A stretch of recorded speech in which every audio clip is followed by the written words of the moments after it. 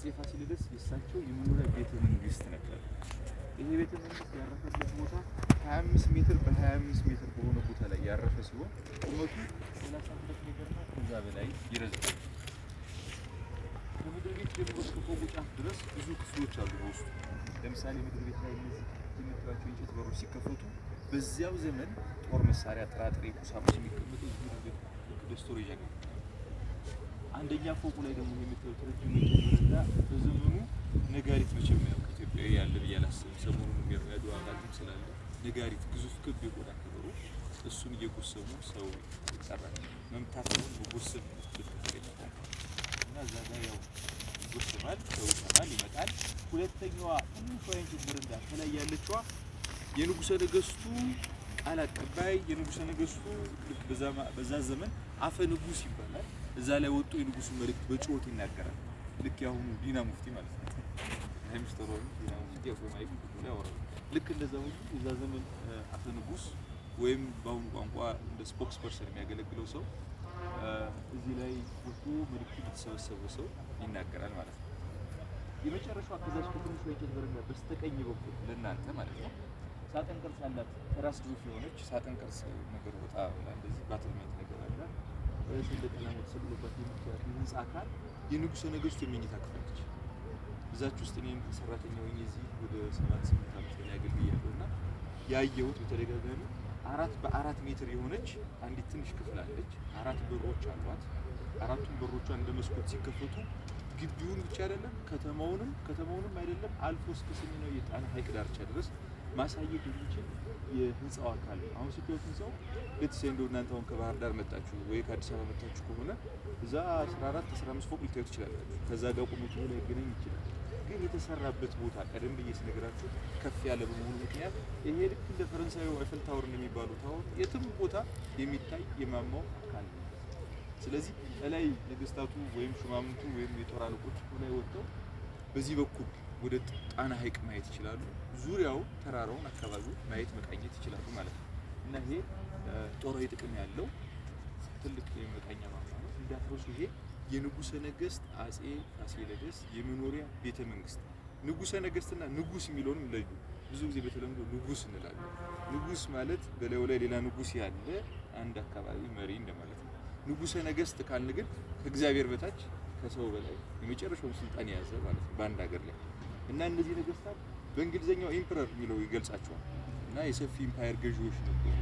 አይደለም ከዚህ ከኢትዮጵያ ግዛት እስከ ሰሜን ሱዳን ድረስ ወርቅ ግብር ይገባላቸው ነበር። ለምሳሌ አጼ ፋሲል ባጭሩ እንደራቸው አንድ ራስ ጊዮርጊስ የሚባል ሰው በሱዳኖች ላይ ሹመው ነበር። ልዕልት እስክንድራዊት የምትባል የንጉሠ ነገሥቱ ሴት ልጅ ከዚህ ሰው ጋር አጋብተው የኢትዮጵያ ሹማቸው ዋና የሱዳን ንጉስ ብሎ ያገለግል የነበረ መሪ ነበራቸው ማለት ነው። እና እሳቸው በበላይነት በየጊዜው ግብር ይገባላቸዋል። ይሄ ቤተ መንግስት ናቸው በቀላሉ ሊሰሩት አይችሉም ሀብት በመኖሩ እና ይሄ የመኖሪያ ቤተ መንግስት ነው አንደኛ። ሌላው ከመሄዳችን በፊት ከዚህ አካባቢ ለቀን ይሄን ነገር እዚህ ላይ የምታዩት የፈረሰ ቅስት መሰል ነገር አለ። የምታዩት ነገር አለ፣ አርክ ነገር አለ። ከኋላ ሌላ የፈረሰ ቅሪት አለ። ይሄ እዚህ ጋር የተከተለውን አጥር ምናምን እርሱት በጣሊያን ዘመን ከፈረሰ በኋላ መልሶ ለመካብ የተሞከረ ነገር ነው። ይሄ የምትመለከቱት የህንጻ ቅሪት ልክ ግዙፍ አዳራሽ ነገር ነበረ። ይሄ አዳራሽ በንጉሠ ነገሥት አጼ ፋሲል ዘመን የተሰራ ልክ እንደ ግዙፍ አሁን እንዳለው ሚሊኒየም አዳራሽ ምናምን እንደምንለው ልክ እንደዛ ግዙፍ የንጉሠ ነገሥቱ ዙፋን ማረፊያ እንግዶችን መቀበያ አዳራሽ ነው። ንጉሱ በብዛት ከሰዎች ጋር ሊገናኙ ሲፈልጉ በእንዲህ አይነቱ ግዙፍ አዳራሽ ውስጥ ይገናኛሉ። ግብር ለማብላት የተለያየ ድግሶችንም ዳንኪራዎችንም ለማየት ጊዜ ያለ ቦታ ላይ ይመርጣሉ። እና ከቤተ መንግስታቸው ወርደው በቀጥታ ዙፋናቸው እዛ ጋር ይቀመጥላቸዋል። እንግዶች በዚህ በር በኩል ይገባሉ። ግብር የሚያስገቡ የሚሆኑ ለችሎት የሚመጡ ይሆኑ ያን ነገር ይሁን በአጭር አማርኛ ንጉሱ ከብዙ ሰዎች ጋር የሚገናኙበት አዳራሽ ነው።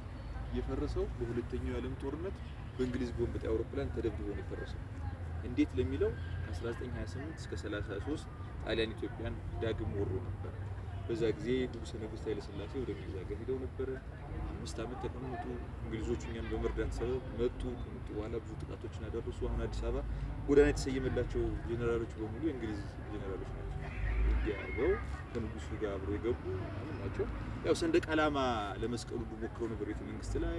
አርበኞቹ ተጣሉ፣ አውርደው አቃጠሉ ምናምን። ከዛ በኋላ ነገሮች ተስተካከሉና በዛ ጊዜ እኛን ለመርዳት በመጡት ጊዜ ያወደሙት እንደሆነ ሌሎችም ህንጻዎች ውስጥ ላይ ስትገቡ የፈረሱት አብዛኞቹ በዚሁ ጥቃት የተጎዱ ናቸው። ሰው ሰራሽ ችግር። ሌላው እድሜ ይኸው ዘመናዊ ለምሳሌ 1624 አጼ ፋሲል ነገሱ 1628 ይሄ ተገነባ። ይሄ የምታዩት የእንጨት ስራው ምናምን ተቃይሯል፣ ታድሷል። ህንጻው ግን አጠቃላይ ሞርንቱ እንዳለ ግን አልተቀየረም፣ አልተነካካም። እና በዚህ ጊዜ ተለወጠ ተብሎ በዚህ በጣሊያን ወረራ ዘመን ተለወጠ የሚባለው እነዚህ እንቁላል ምስሎች ነገር ከላይ ኦቫል ነገሮች ውስጥ ላይ ፍሎሮች ምናምን ተቀይሯል። ሌላው ግን ይሄ የምታዩት ህንጻው እንዳለ ነው። እድሜው 390 እና ከዛ በላይ ነው። ይሄ የምናወራለት ህንጻ የመጀመሪያው ህንጻ እንደሆነ እድሜው በጣም ትልቅ ነው። ወደዚህ በሄድን ቁጥር እድሜው እየቀነሰ እንደሚሄድ እንድታውቁ በስጋነት። ሁለተኛው ቤተ መንግስት ነው። እቺ አነስተኛዋ እንዳትረሱ። የመጀመሪያው ኋላ ለመጣችሁ እና ላልሰማችሁ የንጉሠ ነገሥት አጼ ፋሲለደስ የመኖሪያ ቤተ መንግስት ነው የመጀመሪያው። ልክ እሳቸው ከዚህ ዓለም በሞት ሲለዩ በ78 ዓመታቸው አካባቢ ታመው ነው ያረፉት አጼ ፋሲል። ከዛ ልክ ልጃቸው ወደ ስልጣን መጣ። ከመጣ በኋላ በዚሁ ቤተ መንግስት አነገሱት።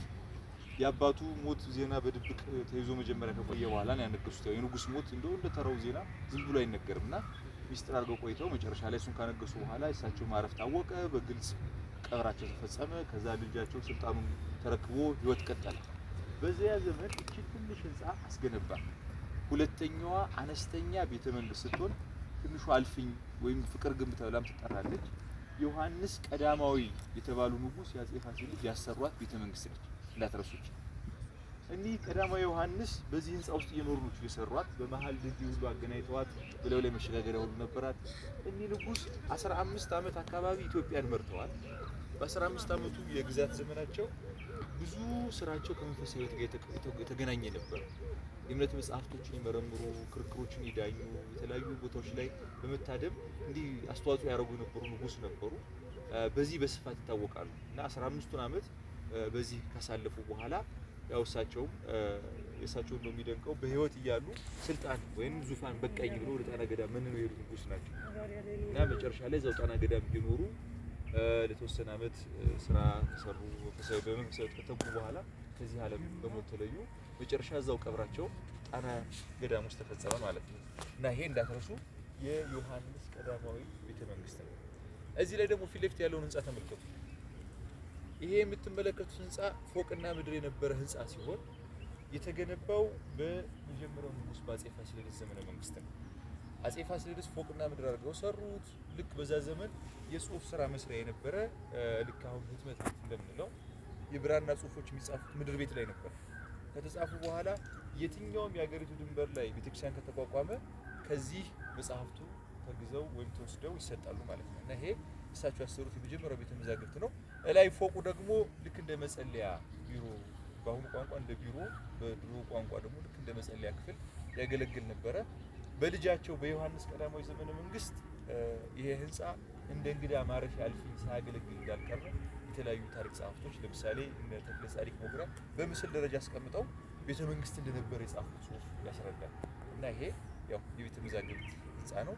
ስለ ግንባታ ቁሳቁሶች እስኪ ጠይቃችሁ ምናልባት የሰማችሁ ምንድን ነው የሰማችሁ? እነዚህ ህንጻዎች ከአጼ ሰርፀ ድንግል ዘመነ መንግስት ምናልባት ከባህር ዳር ጎንደር ስትመጡ ወይም ከዚህ ወደ 42 ኪሎ ሜትር ርቀት አካባቢ አንድ ይሄን ምስል ህንጻ አለ።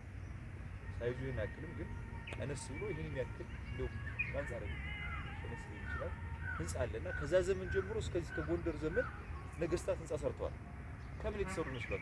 ሰምታችሁ ታውቃላችሁ? መረጃ አለ?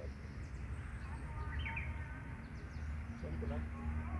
ወላሂ ሌላ ሰማችሁ? ኖራ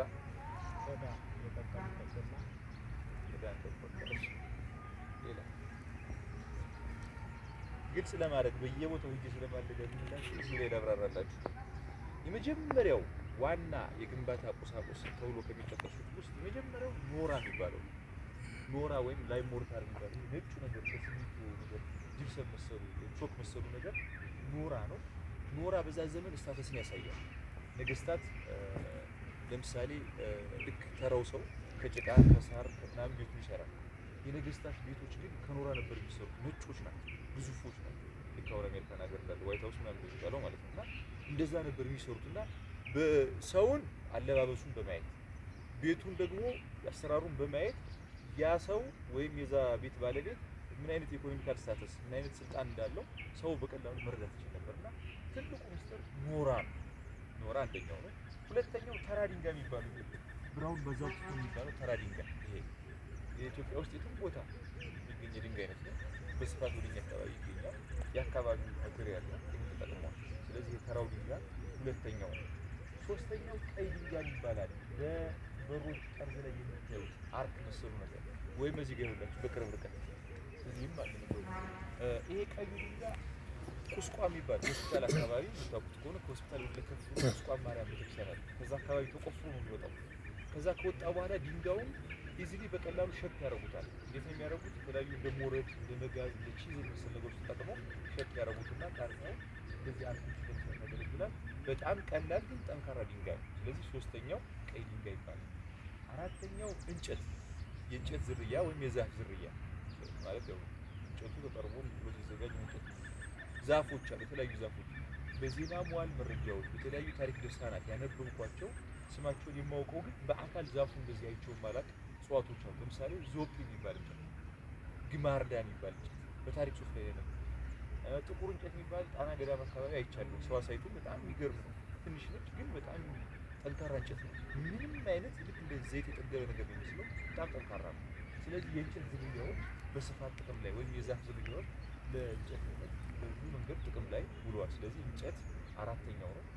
አምስተኛው ጥቃቅን ብረቶች እንጨትን ከእንጨት ስቴፕል ለማለት ተጠቅመው እንደ ሁክ ነገር መቆለፊያ ነገር ሰርተዋል። ስለዚህ ብረት አንዱ ነው አምስተኛው። ስድስተኛው እሳቸው ያሉት እንቁላልም ጥቅል እንቁላል ሳይሆን የእንቁላል ነጩ ክፍል ይሄ ዝልግልግ ነጩ ክፍል አስኳሉ ሳይሆን ነጩ ፈሳሹ ሰብስበው ከተነፋ የኖራ ዱቄት ጋር ይቀላቅሉትና የግንቡን የውስጥ ክፍል ስሙዝ ለማድረግ ይሄ የአውሮፓን ኤክስፒሪየንስ ማየት ይችላል። ይህን ኢንተርኔት ላይ ተሳርጋችሁ ማየት ትችላላችሁ። እና የግንቡን የውስጥ ክፍል በጣም ስሙዝ ለማድረግ አሁን ጂፕሰም ካፍቴሪያዎች አሉ፣ አንዳንድ ካፌዎች እና ስትገባ በጣም ቀለማቸው ላይት ሲስተሙ ከጎን ካለው ሻይ ቤት በደረቅ ወንበር ከሚሸጠው ሁሉ ይፈላል። ሰው ግን ቤቱን ስለሚወዱ እዛ ቤት መሄድ ይፈልጋል።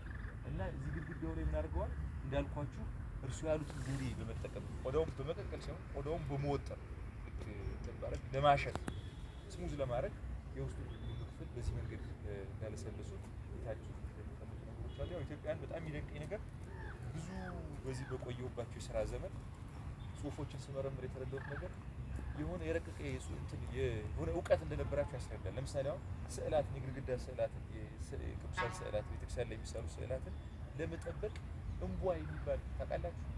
ከበረሃ ላይ መንገድ ላይ ይገኛል። ቢጫ ቲማቲም መሰል ነገር ወይ የሆነ ሳይዙ አነስ ሊል ይችላል።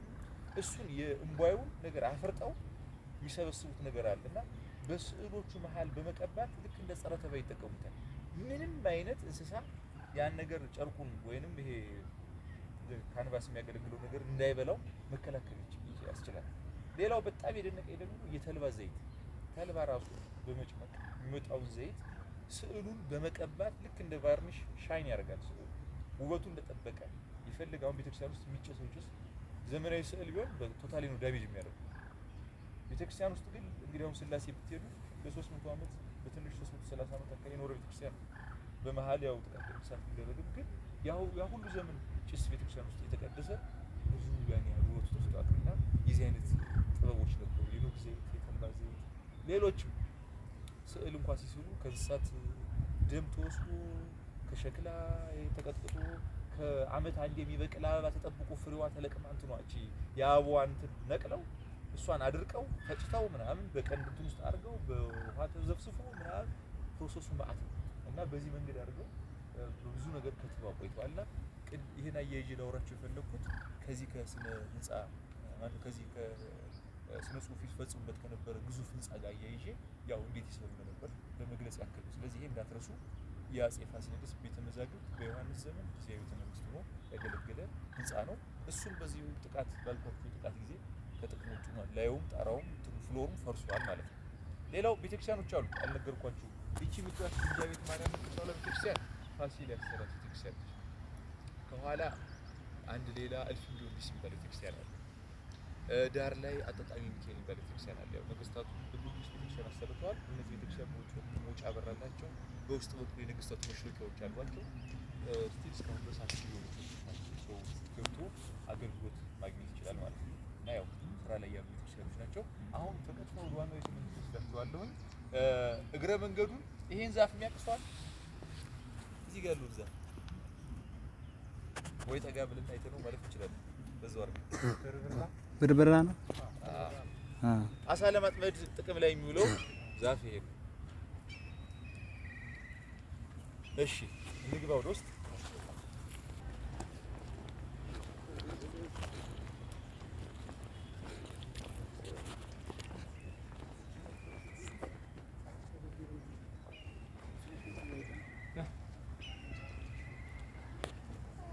ስታያቸው የሆነ ማለት የመረጃ እንትን እንዳይኖራችሁ እዚሁ ላይ ባችሁ እዚህ ጋር ላብራራላችሁ። ዓለም ሰገድ ይላል። ይሄ ልክ የንግስና ስም ነው። የንጉሱ ስም ፋሲለደስ ነው የሚባሉት። እዚህ ጋር ዝም ብሎ አሳመር ብሎ ቆርጠው ጥሎታል እንጂ ሙሉ ስማቸው ሲጻፍ ፋሲለደስ ነው የሚባሉት።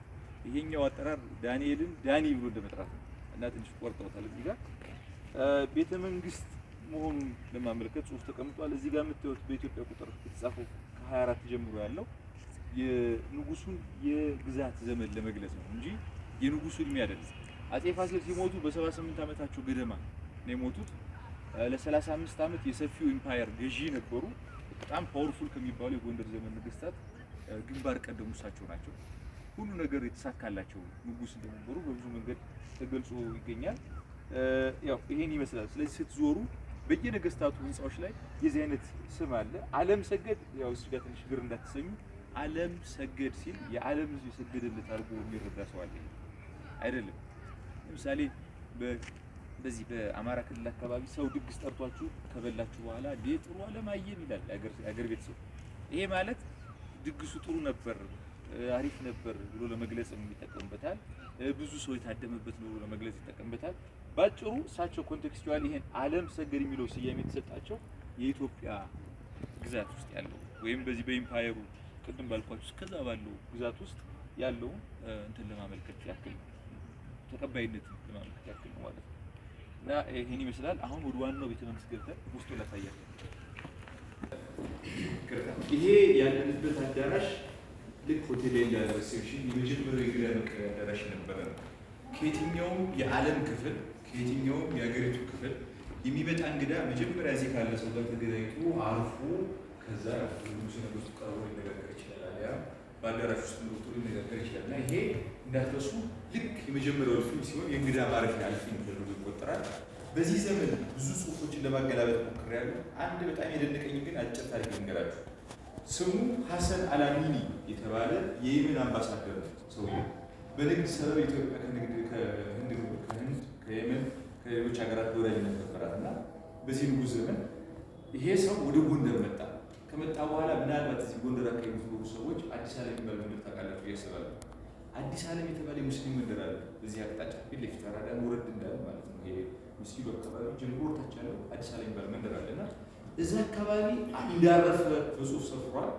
ንጉሱ በፈጠሩት የመልካም ወዳጅነት ሰዎች ትንሽ ሌላ ጽንፈት ይዘው የሚያወሩት ቢኖሩ ንጉሱ በንግድ ለመተሳሰር በፈጠሩት ግንኙነት ይሄ ሰው ተጋብዞ ወደ ጎንደር መጣ። ከመጣ በኋላ ወደ ተወሰኑ ጊዜያት እዚህ ቆይቷል። ባጭሩ ከዚህ ህንፃ ጋር እየይዞ የተናገረው ነገር ምስል የሚፈጥር ስለሆነ ልንገራችሁ። ሰውየው የሚናገረው ያረፈበትን ቦታ ይገልጻል። ስለነበሩ የሚያምሩ ቤቶች ያወራል። ከዛ ወደ ላይ ይመጣና ስላያቸው ሳር ቤቶች ስለተለያየ ነገር ይገልጻል። ቤተ መንግስቱን ልክ አሁን ሰማይ ጠቀስ ፎቅ ብለን እንደምንገልጸው ልክ እንዳየ በጣም ተደንቆ የሚገልጸው ግዙፍ ነው የሚለው። ከዛ ወደ ቤተ መንግስቱ ይገባል። ከገባ በኋላ በጣም የደነቀኝ መሬት ላይ ስላያቸው ምንጣፎች ስለተለያዩ ቁሳቁሶች ያብራል። ምን ይላል? እጅግ የረቀቀ ጌጠኛ እንትን ያለው ይሄ ስትራክቸር እንትን ያለው ዲዛይን ያለው ምንጣፍ መሬት ላይ ተነጥፎ እንዳየ፣ እነዚህ የምታዩዋቸው በሮቹ ደግሞ እንደ እሳት ሻይን በሚያደርጉ የሐር መጋረጃዎች የተሸፈኑ እንደነበሩ፣ ከሁሉ በላይ ለተደነቀው እንደዚህ አይነት መስኮቶቹ ከሮም ሀገር ቬኒስ የምትባል የሚመጣ አንድ መስታወት ነበር። ቅንጡ መስታወት አንድ ሳይድ የሆነ መስታወት ተገጥሞ እንዳየና ተደንቆ ተገርሞ እንዳየ ቢሆን ቤተ ንጉሱ አብሮት እንደነበሩ ያትታል። ወደ ውስጥ ገብቶ ይመገቡበት የነበረውን ቁሳቁስ አሁን ዩቴንሲልስ ሆቴል ላይ ሹካ ማንኪያ እንደምንበላበት ይመገቡበት የነበረው ይሄ ልክ እንደ ሰሃኔ በዚህ አካባቢ ቋንቋ ወይም ደግሞ ልክ እንደ እንደበላቸው ቤተክርስቲያን ቋንቋ ሰሃኔ ይሉታል። እንደዚህ ዝርግ ሰሃን ነገር እሱን ይጠጡበት የነበረው ጽዋው ከወርቅ ከብር የተሰራ ነበር ይላል እና ልብሶቻቸው በሙሉ ከወርቅ የተጌጡ ልክ ልብሱ ተሰራ ዲዛይን አለው። ላይ የወርቅ የተለያየ ጌጣጌጥ ዘውዱ ወርቅ፣ ልብሱ ወርቅ፣ ሙሉ ወርቅ እና ሰውየው መጨረሻ ባጭሩ ይላል እነዚህ ካፊሮች አይደለም እኛ በዚህ ምድር እያለ ሙተን በጀነት ማኖር ሰውን ሀብት በምድር ይዘዋል ይላል። እንግዲህ ልብ በሉ እነዚህ ካፊሮች ማለት እስላም የሆነ ሰው እስላም ያልሆነው የሚጠራው ካፊር ነው። ይህ አማኒ እንደማለት ነው። እነዚህ ካፊሮች እኛ አይደለም ሙተን ማኖር ነው በህይወት እያለ ሙተን በጀነት ወይም በገነት የማናገኘው ሀብት በምድር ይዘዋል ይላል። ይሄ ሰው ተጓዥ ነው። ያየውን ነገር ጽፏል። መጽሐፉ ኢትዮጵያ ሶ ዘ ራይተርስ አይ ቢል መጽሐፍ ላይ የዚህ ሰው ዲያሪ ተካቷል። ሙሉውን ማንበብ ትችላላችሁ እና ባጭሩ ለቅጭም ባርጌ ነገርኳችሁ ምስል እንዲደርባችሁ ነው እንዳትረሱ። ይሄ የእንግዳ መቀበያ አዳራሽ እዛች ጋር ያለችዋ የጥበቃ ክፍል ነች። በህንፃው በአራቱ ጠርዝ የጥበቃ ክፍሎች አሉ። ይሄ የምታዩት ነገር ያው እኔ ልክቼ ላሳያችሁ መንካት ትክክል ነው። ይሄ የምታዩት ነገር በሸጎሬ ይባላል። በሩ ከተዘጋ በኋላ ከጀርባ ሄዶ ይገባል። ግንብ ውስጥ ያለ የመዝጊያ ዘዴ ነው። እንደዚህ አይነት ሁኮች አሉ። መቆለፊያ ሰንሰለት ዙሮ በዛ በኩል ገብቶ ብረቱ እንዲቆለፍ የሚደረግበት ዘዴ አለ። የግንቡ ውፍረት ተመልከቱት። በነገራችን ላይ የአንድ ሰው እንደዚህ ልክ ይሄ እንደዚህ የሚለካው ነገር ቁመቴ ማለት ነው ዝመቱ። ስለዚህ ይሄ የአንድ ሰው ቁመት የሚያህል ውፍረት ያለው ግንብ ነው ማለት ነው። ይሄ የምትመለከቱት አዳራሽ የንጉሠ ነገሥቱ በህይወት በነበሩ በስልጣን በነበሩ በግርማ ሞገሳቸው በነበሩ ጊዜ ይሄ የህንፃው አካል የዕለት ተዕለት ወይም በየቀኑ የሚመገቡበት የነበረ አዳራሽ። ንጉሱ በተለመደ ቤተ መንግስት ቤታቸው ከጥቂት ሹማምንቶች፣ ቀሳውስቶች፣ ካህናት፣ የጦር አለቆች ጋር ተቀምጠው በቀን ጊዜ የሚመገቡበት የነበረ አዳራሽ ነው። እዚህ ላይ የምታዩዋቸው የችቦ ምስሎች ናቸው። ጨቶቹ እዛ ጋር የችቦ ምስሎች። እዚህም ሰው እየነካካ እየሰበረ እየጣለው ተቸገር እንጂ እነዚህ የምታዩዋቸው ሬፕሊካዎች ናቸው። የድሮ አስመስሎ የተሰራ ልክ እንደዚህ መሰኪያ ነገር እንደዚህ የሚቀመጥበት ነገር አለው። እንደዚህ ይቆማል። ረጅም በዚህ አጭር አይደረግም። እንደዚህ ከፍ ሊል ይችላል። አስፈላጊ ሲሆን ደግሞ አጠር ያለ ሊኖር ይችላል። ሁሉም ተንቀሳቃሽ የብርሃን መስጫ ዘዴዎች ናቸው። እዛኔ ኤሌክትሪክ አይታወቅም። ከላይ ከታች በዚህ ዘዴ ተንቀሳቃሽ መብራት በማብራት ክፍሉን ለማድመቅ ይሞከራል ማለት ነው። እነዚህ ሸልፎች ናቸው።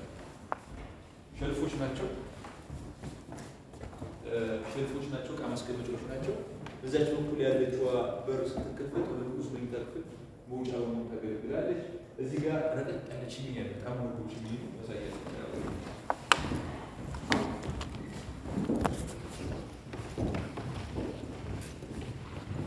ይሄ የምትመለከቱት እሳት ማንደጃ ወይም ቺሚኒ ነው። ይሄ ቺሚኒ ሁለት ገጽ አለው። በዚህ በኩል የወንዶች አዳራሽ አለ፣ በዛ በኩል የሴቶች መመገቢያ አዳራሽ አለ። እዚህ ላይ እሳት ሲነድ ለሁለቱ አዳራሽ በቀላሉ ከአንድ ቺሚኒ ብርሃንና ሙቀትን ለሁለቱ አዳራሾች ያደርሳል ማለት ነው። በግንቡ ውስጥ ልክ እንደዚህ ሲሞጫ የሚያገለግል ክፍተት ነገር አለ። እሳቱ ሲነድ የእሳቱ ጫፍ ፍሌሙ በግንቡ ውስጥ ይገባና አየሩን ያሞቀዋል። ከዛ አጠቃላይ የህንፃው ክፍል ይሞቃል። ስለዚህ እንደ ሂቲንግ ሲስተም ያገለግላል ማለት ነው። እዚህ ያለው ክፍል የልብስ መቀየሪያ ጠበብ ያለች ክፍል ነች። ይሄ ጣራውና ዳርሱ ተለውጧል ወይም ታድሷል። ያገኝ የዛ ጣራ ታደሰ። ዙሪያ የልብስ መቀየሪያ ክፍል በመሆን ያገለግል የነበረ የህንፃው ጋር ታድሷል። ይሄ ያለንበት አዳራሽ ደግሞ የሴት ወዛዝርቶቹ የቤተ መንግስት ሴቶች ማለት ሮያል ፋሚሊዎቹ ይመገቡበት የነበረ አዳራሽ ነው። በሳይዝ ትንሽ ነስ ይላል፣ ግን በዚህ በኩል በሰገነት ተከሷል። በዛ በኩል ያው መሀል ላይ ያለው የወንዶቹ አዳራሽ ትንሽ ሰፋ ይላል። ይሄኛው በዚህ በኩል በረንዳ ያለው የሚያምር የነበረው ጋርደን ነበር። በዚህ በኩል በመሀል ላይ መንገድ ዘግ እንዳሁን በመስመር ምናምን ሳይሆን ብዙ ብሎ ብዙ የተከተለ እጽዋት የነበረበት ኤሪያ ነው። ያው ሴቶቹ የነገስታቱ ሚስትና እህት የቅርብ ሴቶች ወይም ሮያል ፋሚሊዎቹ ይመገቡበት የነበረ አዳራሽ ነው። መለየት ያስፈልገው በአጽዋማት ወቅት ላይ ነው። ጾም ሲሆን ነገስታቱ ትንሽ ለምነቱ እንትን ስለነበራቸው ይለያያሉ። ከሚወዳት ሚስቱን ጋር ቢሆን የዛኔ አብሮ ተቀምጦ አይመገብ ራስን ማድከም የግድ ተፈላጊ የሚሆንበት ጊዜ ስለሆነ ተለያይተው ይመገባሉ። ይሄኛው የእንጨት በር በዚህ በኩል ያለ፣ በዛ በኩል ደግሞ አይታችሁት ሆነ ስናልፍ የሌላ እንጨት በር አለ። ሁለቱም ሲከፈቱ ውስጥ ላይ አንዲት ደረጃ አለች። እዚህ ላይ ተሰጣ ደረጃ ያየሁትን ነገራችሁ በተደጋጋሚ እዚህ እንደምስራት ያው እናንተ አታዩትም ዝግ ነው። ይሄ ደረጃ እስከ መኝታ ክፍላቸው ድረስ ይወጣል።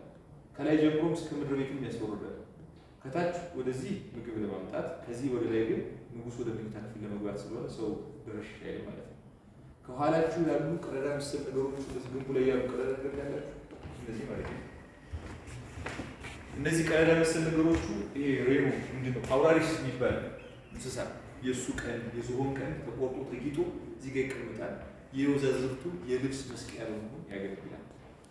ካባው የሚሰቀለው በእንዲህ ያለ የቀንድ መስቀያ ነው። እነዚህ እንዳትረሱ ሸልፎች ናቸው። በነገራችን ላይ በዚህ በኔዚህ ነው ተወልጄ ያለሁትና በዚህ አካባቢ ባህል አያቴ ከሞታው በፊት ቤት ውስጥ እንደዚህ ያፏጨን እንገባ ራሱ አትፈቅድም። እየዘፈንን ወይ ምናምን እንደኖር ይቆጠራል። ኮፍያ ለብሶ መመገብ ወይ ኮፍያ ለብሶ ቁጭ ማለት ቤት ውስጥ ምናምን እንደኖር ይቆጠራል። ኮፍያ መውደቅ አለበት ወይ ሸክም ካለ ሸክም ይቀመጣለን።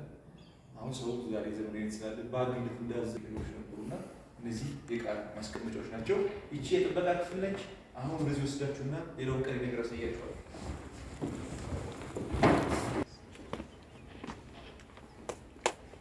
ይሄ ነገር ምን ይመስላችኋል? እስኪ ያወቀ ሰው በቀጥታ ሽልማት ነው። ለሞክር እንደ ሮቶ የሚጠቀሙ አሁን ሮቶ እንደምንጠቀመው ድሮ የሚጠቀሙበት እንደዛ ነገር ማለት ነው። ልንገራችሁ፣ ይሄ ነገር ልክ እንደ ውሃ ማጠራቀሚያ ውሃ ሪዘርቪየር በመሆን ያገለግል የነበረ የህንፃ አካል ነው።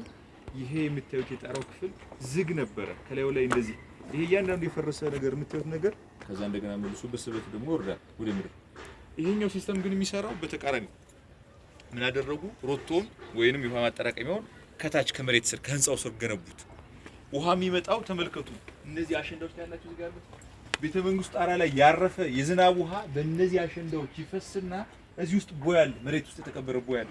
እዚህ ጋር የሆነ ብረት ነገር ታያችሁ፣ እዚህ ጋር ወይም የቀይ ድንጋይ እዚህ ውስጥ ይገባል። እሱ ጋር ሆናችሁ ይሁ እዚህ ውስጥ ይገባና ውሃው ውስጥ ለውስጥ በዚህ በህንፃው ስር አድርጎ በዚች መስመር በኩል ይወጣል። እዚህ ጋር ልትከፍት ነገር እዚህ ጋር ያያችሁት እቺን መስመር ተከትሎ እዛ ጋር ታጥፎ ወደ ገንዳው ይገባል። ስለዚህ ውሃው የመሬት ስበትን እና ግድለትን መሰረት አድርጎ ከቤተ መንግስት ጣራ የወረደው የዝናብ ውሃ ቦይ ውስጥ ገብቶ ውስጥ ለውስጥ ባሸዋ ማጣሪያ አልፎ ንጹህ የተጣራ የዝናብ ውሃ ነው ወደዚህ ገንዳ ውስጥ የሚገባው። እንዳትረሱ፣ አሁን የምታዩት ህንጻ አሮጌ ጨርቅ መስሎ የምታዩት ከዘመናት ሂደት በኋላ አርጅቶ ነው እንጂ ሰው ድርሽ የማይልበት ንጹህ ነጭ እዛ ጋር እንደምታዩት በደንብ ጽድት ያለ ያም ቢሆን አርጅቶ ነው ጽድት ያለ ነገር ነው። ንጹህ ውሃ ወደ ገንዳው ይገባል። ሌሊት ብዙ ዝናብ ዘንቦ ብዙ ውሃ ቢመጣ ውሃው እየጨመረ ይመጣና መጨረሻ ላይ ልክ እንደ ስፒልዌይ ማስተንፈሻ አለው። እዛ ጋር ያላችሁ እዛ ጋር ያለችው ነገር ልክ ሮቶ ፔሊሲ እንደ ፍሎቲንግ ቦል የሚባል መዝጊያ አለ። እቺ ግን ማስተንፈሻ ነች፣ ስፒልዌይ ያለች እና ውሃው ይወጣና እንደገና ወደ ጋርደን ወደ ሳቡና ባዝ ይገባል በዛ በኩል። ስለዚህ ውሃው ሞላ። ሰራተኞቹ ለምሳሌ ቅርብ ርቀት ላይ ካለ እዚህ ጋር ቀርተው አምጥተው ለቤተ መንግስት የተለየ ጥቅም ሊያውሉት ይችላሉ። ውሃው እየቀነሰ ሲሄድ ደግሞ በደረጃው ወርደው ሄደው ቀርተው ይመጣሉ። ጎንደር ውሃ ጥረት ጠፍቶ ምንድነው ውሃ ችግር ተፈጥሮ ሳይሆን ይሄ ሪዘርቭ ውሃ ለመያዝ ነው። አሜሪካኖቹ ዘይት ደብቀው እንደሚይዙት ማለት ነው። ናፍጣ እዚህ ላይ አንገረብ የሚባል ወንዝ አለ። እቺ ሰዎች ሆነ ቆርቆሮ የሚቀጠቅጡበት ስር ላይ ትልቅ ወንዝ አለ። በዚህ ወረድ ስትሉ ቀሃ ወንዝ አለ። ከታች ደግሞ ሽንታ ድማዛ ማይባሉ ወንዞች አሉ። የጣና ገባሮች አሉ። እዛው ትልልቅ ወንዞች ናቸው። ውሃ ጠፍቶ ሳይሆን ይሄ ትርፍ ውሃ በቤተ መንግስት ሁሌም ይጠፋ አይገባልና ጊዜም አይሰጥም። ምግብ ጊዜ ይሰጣል። የሰው ልጅ ቅጠሉንም ምንም አፈሩን በልቶ መትረፍ ሰርቫይቭ ማድረግ ይችላል። ውሃ ግን ሰውነታችን ክፍል አብዛኛው ውሃ የተሰራ ነውና ጸጥ ነው። ስለዚህ ውሃ ካለ ለአመታት በቀላሉ የሰው ልጅ እዚህ ሰርቫይቭ ማድረግ ይችላል። እና አንድ በተደረገ ጥናት ለ6 ወር ገደማ እስከ 2000 የሚጠጋ ሰው እዚህ ግቢ ሰርቫይቭ እንዲያደርግ ማስቻል እንደሚችል የተደረገ ጥናት ያመለክታልና ይሄ እንዳትረሱ። የውሃ ማጠራቀሚያ ያሰሩት ንጉስ ፋሲል ራሳቸው በዚህ በኩል እዚህ ጋር የምትመለከቱት ህንጻ በዚህ ግቢ ሶስተኛው ነው። ቀሪ 3 ይቀሩናል። 3 እያየን ነው ከዚህ ጋር ማለት ነው። ይሄ የምትመለከቱት የተገነባው በኢያሱ በተባሉ ንጉስ ዘመነ መንግስት ሲሆን አዲያም ሰገድ የሚለው የንጉሱ የንግስና ስም ነው። እኒህ ንጉስ የዮሐንስ ልጅ የአፄ ፋሲል የልጅ ልጅ ናቸው እና ሶስተኛው ቤተ መንግስት ሲሆን ውስጥ ላይ ስላለው የህንጻውን ትንሽ መረጃ ልስጣችሁ።